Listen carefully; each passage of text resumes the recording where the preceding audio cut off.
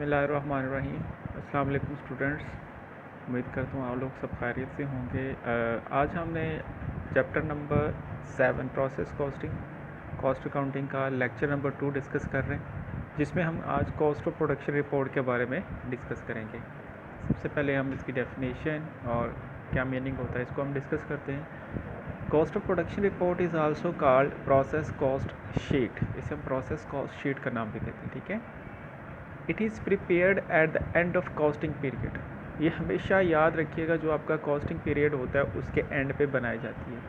वो time period generally एक महीने का भी हो सकता है और फॉर सम अदर पीरियड, या हर ऑर्गेनाइजेशन जो मैन्युफैक्चरिंग कंसर्न होती है अपने अकॉर्डिंग भी उसको सेट कर सकती है, ठीक है। This report shows in summarised form. ये रिपोर्ट जो होती है समरी को शो करती है, समराइज्ड फॉर्म में बनाई जाती है। किस चीज़ की समरी को? कॉस्ट ऑफ मटेरियल्स को, कॉस्ट ऑफ लेबर को, और cost of factory overhead charge to each department या ईच प्रोसेस, कि हमने हर डिपार्टमेंट में हर प्रोसेस में कितना मटेरियल यूज़ किया, कितनी लागत का लेबर यूज़ हुआ और कितना एफएच हमारा उस पर चार्ज हुआ, ठीक है। इससे हम कॉस्ट ऑफ प्रोडक्शन रिपोर्ट या प्रोसेस शीट में रिकॉर्ड करेंगे। The main purpose of a cost of production report is determination of total and unit cost. अगर हम कहें कि इस रिपोर्ट का हमारा मेन मकसद क्या है, तो हम ये कहेंगे किसी भी प्रोडक्ट की टोटल कॉस्ट को डिटरमाइन करना और उसकी यूनिट कॉस्ट को डिटरमाइन करना, ठीक है। ये तो बेसिक इन्फॉर्मेशन थी आपकी कॉस्ट ऑफ प्रोडक्शन रिपोर्ट। अब कॉस्ट ऑफ प्रोडक्शन रिपोर्ट को हम किस तरीके से बनाते हैं, इसके लिए हमने इसके 4 स्टेप्स हैं, उसको डिस्कस करते हैं। Steps of CPR stands for cost of production report. जो 4 स्टेप्स है उसमें जो स्टेप नंबर 1 है उसको हम नाम देते हैं क्वांटिटी शेड्यूल, क्वांटिटी स्केड्यूल भी बोला जाता है, ठीक है। जो आपका स्टेप नंबर 2 है उसको हम नाम देते हैं कॉस्ट चार्ज टू डिपार्टमेंट। आगे इन डिटेल हम हर स्टेप को डिस्कस करेंगे, अभी मैं सिर्फ इनके नाम आपको बता रहा हूँ। स्टेप नंबर 3 जो है उसे हम कहते हैं cost accounted for as follows. Step number 4 उसको हम नाम देते हैं कंप्यूटेशन एक्सप्लेनेशन। ये 4 स्टेप्स हैं जो कि हम कॉस्ट ऑफ प्रोडक्शन रिपोर्ट पे बनाएंगे, ठीक है। ये हमारा न्यूमेरिकल है, 4 स्टेप्स पे बेस करता है। अब हम स्टेप बाय स्टेप इनको आगे डिस्कस करते हैं कि हमारा जो स्टेप नंबर 1 है उसको हम डिस्कस करते हैं। स्टेप नंबर 1 है हमारा क्वांटिटी स्केड्यूल, ठीक है। अब क्वांटिटी स्केड्यूल में क्या होता है? A quantity schedule shows the total number of units for which a department is held accountable। यानी इस डिपार्टमेंट में हमने total number of units show करने हैं जो कि इस डिपार्टमेंट में बनेंगे, जो डिपार्टमेंट इन यूनिट्स को बनाने के लिए अकाउंटेबल करार दिया जाएगा, यानी टोटल यूनिट्स को हमने शो करना है। The information in quantity schedule is presented in the following order. हम यहाँ पे वो इन्फॉर्मेशन जो इसके अंदर शो होती है उसको मैं अभी आपको डिस्कस करके बताता हूँ। पहले हमने इसमें लिखना है the number of unit started, यानी कि कितने नंबर ऑफ़ यूनिट से हमारे प्रोडक्शन डिपार्टमेंट स्टार्ट होगा, वो प्रोडक्शन स्टार्ट होगी, प्रोसेस स्टार्ट होगी, या पुट इनटू प्रोसेस, या receive from proceeding department. Receive from proceeding department word use होता है जब अगर हमारा सेकंड डिपार्टमेंट हो, हमने पिछले डिपार्टमेंट से यूनिट को रिसीव करके इस डिपार्टमेंट में शिफ्ट कर लिया, ठीक है। अगर आपका फर्स्ट डिपार्टमेंट है तो आप लिखेंगे यूनिट स्टार्टेड इन प्रोसेस या पुट इनटू प्रोसेस, ठीक है। उसके बाद second units added in department, यानी कि अगर इस डिपार्टमेंट में आगे अगर फर्दर कोई और यूनिट्स हमने ऐड कर दिए तो वो भी हमने इस पर मेंशन करना है। बेसिकली ये हमारे सेकंड या थर्ड डिपार्टमेंट में यूज़ होगा। The number of units completed and transfer to next department, यानी इस प्रोसेस के अंदर कितने यूनिट्स कंप्लीट हो चुके हैं और वो आगे ट्रांसफ़र हो गए नेक्स्ट डिपार्टमेंट को या नेक्स्ट प्रोसेस को। The number of units completed and still in the department, कि कुछ ये नंबर ऑफ़ यूनिट्स जो होते हैं वो कंप्लीट हो चुके होते हैं लेकिन उनको हम आगे अभी डिपार्टमेंट में शिफ्ट नहीं कर रहे होते। उसकी रीजंस हो सकती हैं कि उसमें अगले डिपार्टमेंट में अभी कैपेसिटी नहीं है क्योंकि पुराने यूनिट्स अभी वहाँ पे मैन्युफैक्चर हो रहे हैं, तो इसलिए हमने इनको इसी डिपार्टमेंट में रख लेते हैं।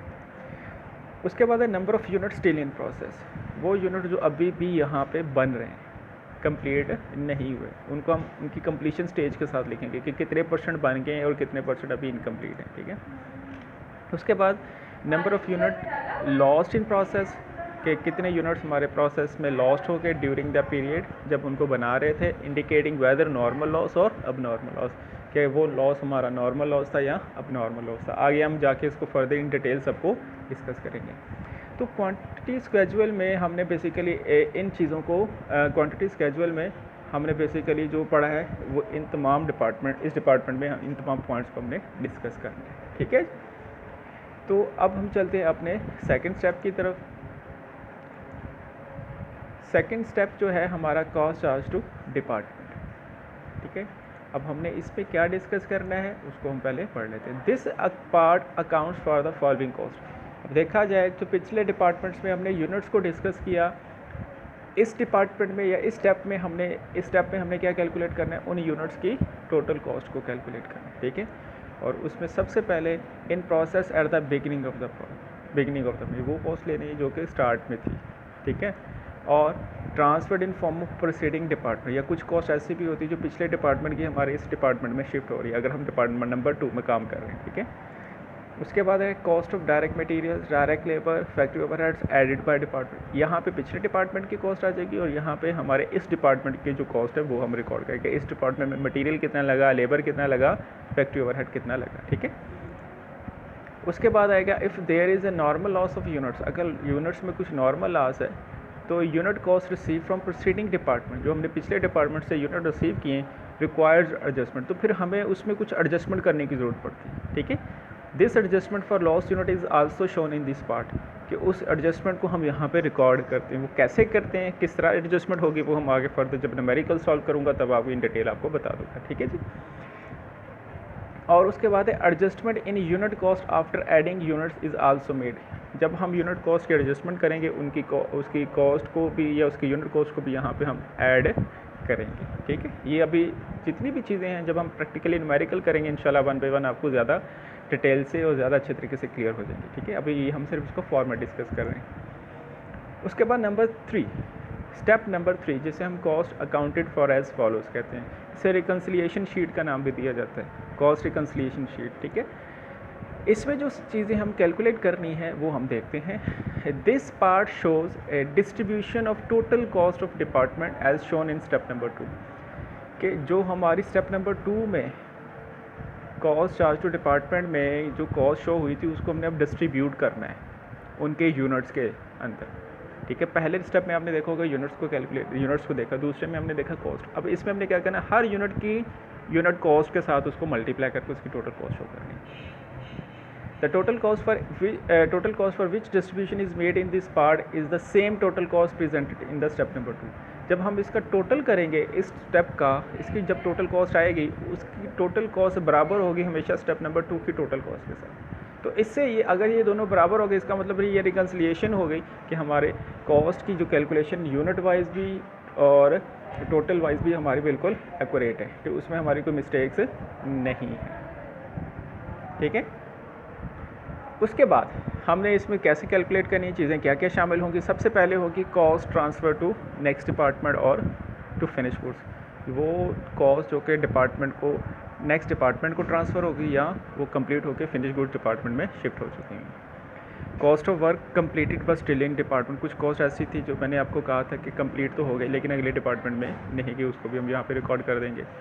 उसके बाद cost of work still in process at the end of the period, कुछ प्रोडक्ट ऐसी होती हैं जो अभी कंप्लीट नहीं हुई होती लेकिन अभी प्रोसेस के अंदर होती है। हाँ, कुछ कंप्लीट हुई हैं विद कंप्लीशन स्टेज, कुछ नहीं कंप्लीट हुई, विद कंप्लीशन स्टेज हम उसको मेंशन करेंगे। फिर कॉस्ट ऑफ अबनॉर्मल लॉस, अगर कोई हमारा अबनॉर्मल लॉस है, if any charge to factory overheads और इनकम समरी, अगर हमने उसमें कोई फैक्ट्री ओवरहेड को चार्ज किया या इनकम समरी को चार्ज किया तो फिर हम यहाँ पे उसकी कॉस्ट को भी यहाँ पे मेंशन करेंगे। उसके बाद है cost of abnormal loss if loss is at the end of the process. अब नॉर्मल लॉस भी यहाँ पे मेंशन होगा और नॉर्मल लॉस भी मेंशन होगा। अगर वो लॉस हमारे प्रोसेस के एंड पे हो रहा है तो उसकी कॉस्ट को भी यहाँ पे हम कैलकुलेट करेंगे, ठीक है। ये स्टेप नंबर 3 था जिसमें हमने cost accounted for as follows कुछ चीज़ें को कैलकुलेट किया। उसके बाद हम चलते हैं स्टेप नंबर 4 की तरफ। स्टेप नंबर 4 बेसिकली इसकी सारी वर्किंग को शो करता है, जिसे हम कंप्यूटेशन एक्सप्लेनेशन का नाम देते हैं, ठीक है। ये सारी हमारी जो पहले स्टेप 1, स्टेप 2, स्टेप 3 की जो वर्किंग होती है वो यहाँ पे हम प्रॉपरली परफॉर्म करते हैं। तो This part present to management detailed computation of figures contained in second and third step of the cost of production. CPR की जो second और third step के अंदर जितनी भी डिटेल computations होती हैं उनको हम यहाँ पे मेंशन करते हैं, ठीक है। वो computation कौन कौन सी होती हैं? सबसे पहले इक्वलेंट प्रोडक्शन हम निकालते हैं। इक्वलेंट प्रोडक्शन देखनी है कि हमारी टोटल इस डिपार्टमेंट में कितनी प्रोडक्शन तैयार हो चुकी है, ठीक है। इक्वलेंट कुछ आपको पता स्टिल इन प्रोसेस होते हैं, कुछ कंप्लीट होते हैं, तो हम उनको दोनों को परसेंटेज बेसिस पे कैलकुलेट कर लेते हैं उनकी कंप्लीशन के लिहाज से। वो आगे हम कैलकुलेट करके बताऊंगा। फिर यूनिट कॉस्ट, हमने फिर यहाँ पे यूनिट कॉस्ट को भी कैलकुलेट करना है। फिर adjustment of loss unit for normal loss if any, अगर हमारे कोई नॉर्मल लॉस में लॉस यूनिट हुए हैं तो उनकी एडजस्टमेंट भी हमें यहाँ पे कैलकुलेट करनी है। फिर कॉस्ट ऑफ ट्रांसफर आउट, जो यूनिट्स हमारे कॉस्ट जो ट्रांसफ़र हो चुकी हुई है उसको हमने मेंशन करना है। कॉस्ट ऑफ अबनॉर्मल लॉस भी यहाँ पे हम कैलकुलेट करेंगे, और cost of work in process ending inventory भी यहीं पे ही हम कैलकुलेट करेंगे। तो ये 4 स्टेप थे जो कि हमने CPR प्रोडक्शन ऑफ CPR में कॉस्ट ऑफ प्रोडक्शन रिपोर्ट में हमने इन डिटेल करने हैं। हमारा न्यूमेरिकल जो होगा वो इन 4 स्टेप्स पे मुश्तमिल होगा, ठीक है। पहला क्या था? क्वांटिटी स्केजुअल, दूसरा था कॉस्ट चार्ज टू डिपार्टमेंट, तीसरा था cost accounted for as follows, और चौथा था कंप्यूटेशन एक्सप्लेनेशन। तो मैंने आपको बताया था कि जो सेकंड स्टेप और थर्ड स्टेप का जो आंसर होता है टोटल कॉस्ट हमेशा इक्वल आती है, ठीक है। पॉइंट्स में अगर आ जाए तो थोड़ा बहुत वेरिएशन हो सकती है, अदरवाइज़ हमारा न्यूमेरिकल जितने भी उसमें हमेशा इक्वल आएगी। अगर वो इक्वल आ गए तो इट मीन्स ये एक तरह का वेरीफाई हो जाएगा कि हमारा क्वेश्चन बिल्कुल करेक्ट है, ठीक है जी।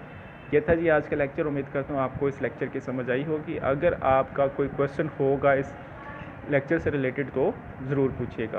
अपना बहुत सा ख्याल रखिएगा जी। अल्लाह हाफ़िज़।